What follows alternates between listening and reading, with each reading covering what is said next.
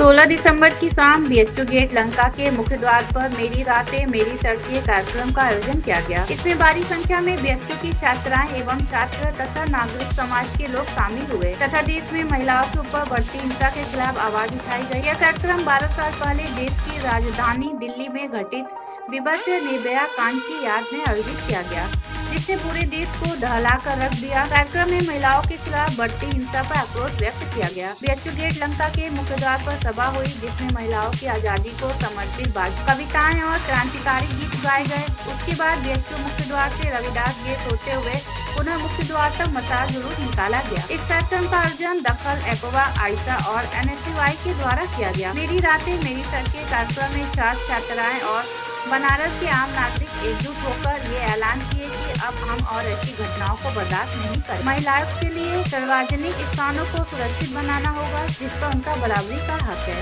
कार्यक्रम में मुख्य रूप से गांधीयन हिमांशु कुमार, जागृति राही, इंदू, अर्पिया, सानिवी, कुसुम वर्मा, नीति, सुजाता, शिवानी दास, प्रतिमा गौंड, बबीता, रूबी, रैनी, धनंजय, रोशन, नीरज, जय, शांतनु, आयशा, अनंता, स्मिता, नीतू, प्रिया, प्रियंका, आयना, रोशन, नीरज, सोनिया, विभा, कमली, शीला, वंदना, ऐना, प्रतिमा, कात्यानी, हर्ष, काजल, शांतनु आदि लोग उपस्थित रहे। वाराणसी से समीर की रिपोर्ट।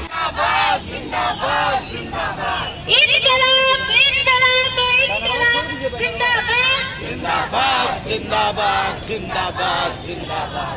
तोड़ के रख दो, तोड़ के रख दो, तोड़ के रख दो वो सामान। आंदोलन की जरूरत है और कि महिला हिंसा के खिलाफ हम सब यहाँ पर आवाज उठाने के लिए खड़े हुए हैं। साथियों, 15 अगस्त 1947 को आधी रात में तिरंगा फहराया गया था और आधी रात में हमें आजादी मिली थी, लेकिन ये आजादी पूरी आजादी नहीं थी, क्योंकि आप समझ रहे हैं कि उस आधी रात में आज 75 साल खत्म होने के बाद भी महिलाओं को सड़कों पर निकलने की आजादी नहीं। मैं ये नहीं कह रही कि समय बहुत तेजी से खराब हुआ है, बदला है। महिलाओं ने अपने संघर्षों से इस समाज को बदला है, समाज को बदला है। आज से 2 दशक पहले जब हम इस विश्वविद्यालय के विद्यार्थी हुआ करते थे, तो रात में 10 बजे यहाँ आने की हिम्मत नहीं हुआ करती थी।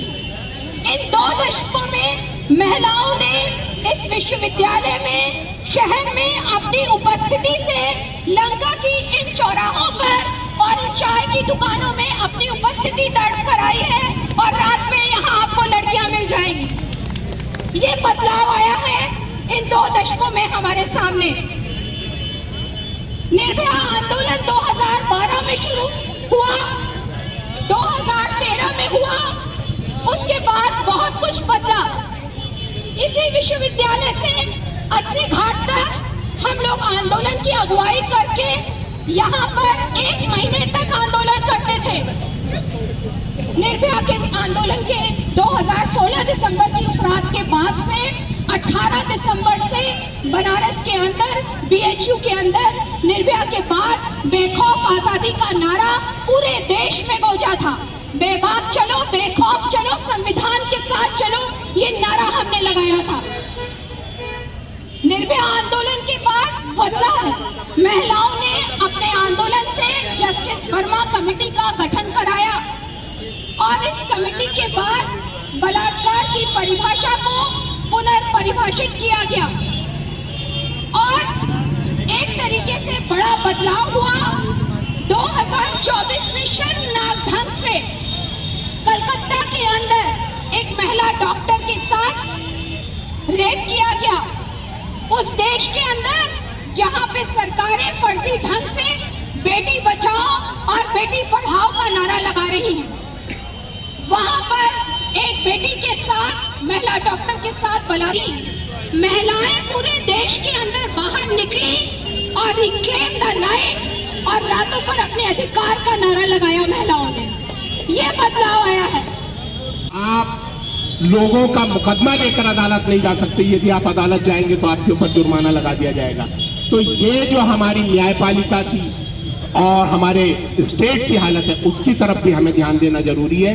महिलाओं के साथ जो कस्टोडियल वायलेंस है उस पर भी ध्यान दिया जाना जरूरी है। और जैसा मैंने कहा कि जो पितृसत्ता है, पैट्रियार्की है, उसको तो ध्वस्त करने की ज़रूरत है। और इस पूरी लड़ाई में ये खाली महिलाओं की लड़ाई नहीं है, ये महिला और पुरुष दोनों की लड़ाई है। इसको हम मिलकर लड़ेंगे और एक ऐसा समाज बनाएंगे जो सबके लिए सुरक्षित होगा। मेरा नाम रैनी है। मैं यहाँ काशी MA की छात्रा हूँ और दखल संगठन जो कि महिला संगठन बनारस के कार्यक्रम जी, तो यहाँ आज किस तरीके का प्रोग्राम किया जा रहा है? ये कार्यक्रम का नाम है मेरी रातें मेरी सड़कें। हम अपना अधिकार सड़क पे और रात में मांग रहे हैं। जो आज़ादी हमें, जो अधिकार हमें संविधान ने दिया है, उसके हमें सड़क पे बैठ के ऐसे मांगने की जरूरत पड़ रही है। ये जो निर्भया कांड के ऊपर आज पूरा देश 12वां साल मना रहा है, इसके ऊपर आप क्या कहना चाहिए? निर्भया कांड जब हुआ था तो मैं काफ़ी छोटी थी, 12 साल पहले की घटना है।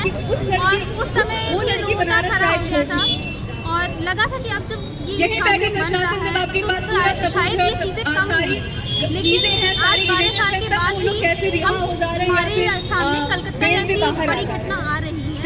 इससे भी बड़ी बड़ी घटनाएं हुई हैं, लेकिन वो सुर्खियों में नहीं आ पाई है क्योंकि शायद उनके परिवार वाले या उनके समाज वाले उनको दबा दिए। ऐसी घटनाएं करने के बाद बेचू के अंदर जो घटना हुई उस पर उनके मुजरिम को जमानत पे छोड़ दिया गया, उस पर क्या कहेंगे?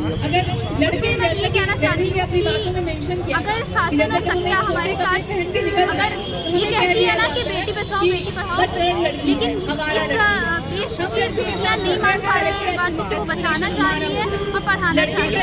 क्योंकि जितने भी दोषी आ रहे हैं, चाहे वो ब्रिजभूषण हो, चाहे वो IIT के दोषी हो, तीनों उनके ही बीजेपी के IT सेल के मेंबर हैं, उनको भी छोड़ दिया गया। तो किस आधार पे ये सरकार हमें कह रही है कि हम तुम्हें बचा कर पढ़ाना चाह रहे हैं? क्या मांग रखेंगी आप इस बार बीजेपी सरकार से? सबसे पहले तो हमने अभी की सरकार से मांग ये है कि बचाना पढ़ाना तो दूर की बात है, पहले जो दोषी हैं जिन पे ये प्रूफ हो जा रहा है कि हाँ वो कल्प्रिट है, उनको आप गहरी से गहरी सजा दें। क्योंकि जब 2012 में निर्भया के साथ ये हुआ था, पूरा देश एकजुट होकर खड़ा था और सरकार ने घुटना टेका था।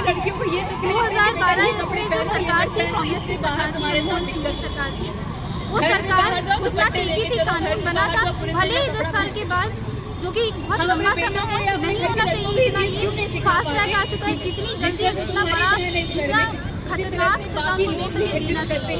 दखल संगठन की ओर से आप क्या संदेश देना चाहेंगी काशीवासियों को? दखल संगठन की ओर से काशीवासी को यही संदेश देना चाहूँगी कि हमारे जितने भी पुरुष साथी हैं वो सबको एक सौम्यता की नज़र से देखें, एक आदर की नज़र से देखें। अगर अकेली लड़की रात के 12 बजे जाती हुई दिख रही है तो उसको मौका ना समझे, उसको अपनी जिम्मेदारी समझे कि वो भी शायद उसकी जगह वो आपकी बहन भी हो सकती है, आपकी बेटी भी हो सकती है। आप अपनी बेटी के साथ वो बर्बरता नहीं कर पाओगे जो आप उनके साथ कर रहे हो। और हमारी महिलाओं के साथ ये है कि आपको अब हमें ही लड़नी है ये लड़ाई, तो आपको बेखौफ होकर अपनी बात को रखनी चाहिए। और दूसरी बात ये है कि अगर आपके साथ कुछ गलत हो रहा है, किसी के भी प्रेशर में आकर थोड़ा सा हम पढ़ने के क्रम में इसलिए तो हमने लड़कियों को पढ़ाना शुरू कर दिए हैं, लेकिन साथ में